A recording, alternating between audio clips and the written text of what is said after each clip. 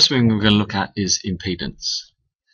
Impedance is the overall opposition to current flow, and this is going to include inductive reactance, XL, capacitive reactance, XC, as well as resistance. And if you look at this diagram here, the impedance is the hypotenuse of the reactance X and the resistance R.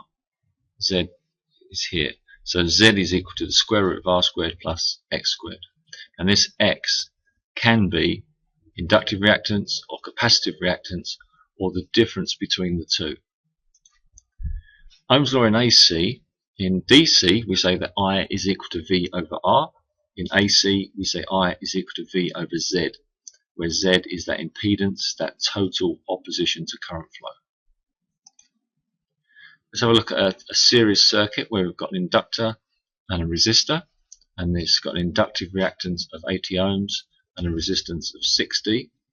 We're going to look at the impedance of the circuit. So like I said, impedance is the hypotenuse of these two values. So Z is equal to the square root of R squared plus XL squared. If we work through that, we get the square root of 10,000, which gives us 100 ohms. So 100 ohms is our total opposition to current flow. The current drawn from the supply, that's just simply V over Z. So our 230 volts divided by that 100 ohms give us 2.3 amps. The power factor of the circuit is given by R over Z. If we go back to that diagram, R over Z is our power factor. That's the cosine. So R over Z is the cosine of that angle there. If we do that sum, R over Z, R is 60, Z is 100, we get a power factor of 0.6. The phase angle is simply the inverse cosine of that power factor. So the inverse cosine of 0.6 gives us 53.13 degrees. The volt drop across the resistor, just going back to Ohm's law, V equals I times R. The current, 2.3, times the resistance of 60, gives us 138 volts across that resistor there. Across the inductor, it's going to be I times XL. Now XL is 80, same current because it's a series circuit. 2.3 times 80 gives us 184 volts. Now if you look at those two voltages there, they add up to over 300 volts, which if we think of Kirchhoff's can't be true because this is only 230. But it's because it's not just a simple addition, it's a phasor addition.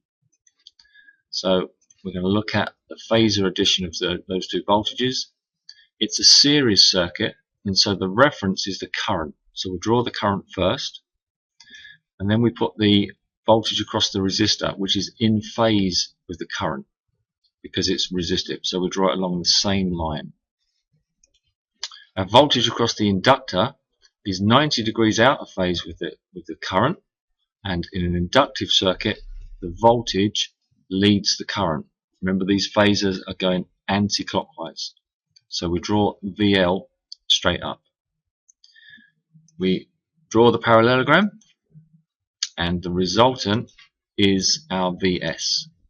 And if we measure this to scale here, this scale would be 230 volts. We can check using Pythagoras because we know that this resultant is this squared plus this squared, all square rooted. There's our 138,184. We square them both, take the square root, it gives us 230 volts. We can check the angle with a protractor, and we're getting just over nearly 53, which is roughly what we said before. Obviously this calculation is going to be much more accurate than our diagram, but you should get an answer that's close. So that is verifying graphically that our voltage supply is 230, which is the addition of VR and VL, and it is at an angle of 53 degrees.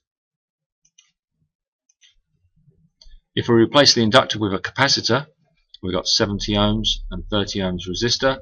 We go through the same process. We find the impedance, square both, take the square root, gives me 76.16. We find the current, V over Z. 230 divided by that 76.16 gives me just over 3 amps. The power factor of the circuit, R over Z, 30 divided by that 76.16 gives me quite a low power factor of 0.394. Phase angle, the inverse cosine of that 0.394. The volt drop across the resistor is going to be about 90 volts, I times R. The volt drop across the capacitor, I times XC, gives me 211.4 volts. And the phasor sum, like before, we draw the reference in because that's our current. Current is constant. I'm going to choose a scale of 1 centimeter equals 20 volts. So my VC is going to be about 10.55 centimeters long. And there's VC drawn down because in a capacitive circuit the current leads the voltage. My resistive voltage is in phase again along the reference line, 90.6. That's what we found here. And we draw the parallelogram, find the resultant, and using the scale comes out 11.5 centimeters times my 20 scale gives me 230 volts again. You can do it mathematically. We can square both voltages, add them together, take the square root, gives me 230 volts. Place a protractor there, and we're just over 65, nearly 66 degrees, which is roughly what we found there. When you draw these in your workbook, then I expect to have a little bit more accurate than what I'm drawing on the screen here. If we've got all three components in there, then the inductor and the capacitor are going to oppose each other. So the overall reactance is going to be the difference between the two. So you take the big one, take away the small one, and we get 30 ohms. Difference between 80 and 50 is our 30 ohms. So when we find the impedance, this X here, is going to be this 30 ohms, not the 80, not the 50, but the difference. So there's our 30 there, there's our 40 ohms resistance, and our total impedance is 50 ohms. Current drawn from the supply is V over Z again. 230 divided by that 50 gives me 4.6 amps. That 4.6 is going to flow through all those components, and its power factor, R over Z, 40 divided by 50 gives me 0.8, and we know that the phase angle is the inverse cosine of that 0.8 to give me 36.87. The volt drop across the resistance, so it's going to be that 4.6 amps times 40, give me 184.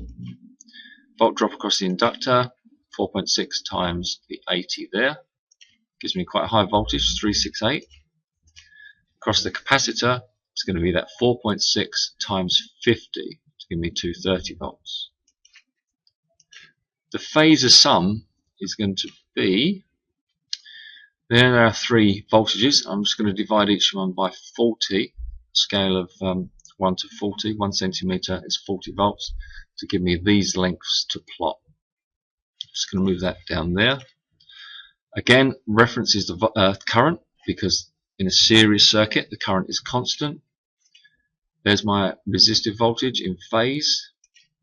There's my inductive voltage 90 degrees leading, and my capacitive voltage 90 degrees lagging. Now these two voltages are going to oppose each other, and this voltage is going to cancel out a small part or part of this voltage. So the overall voltage left is the difference between the two, and this is longest, so this wins.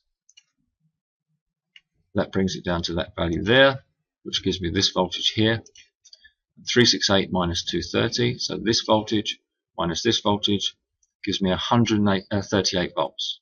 So that's the equivalent voltage across the two reactive components.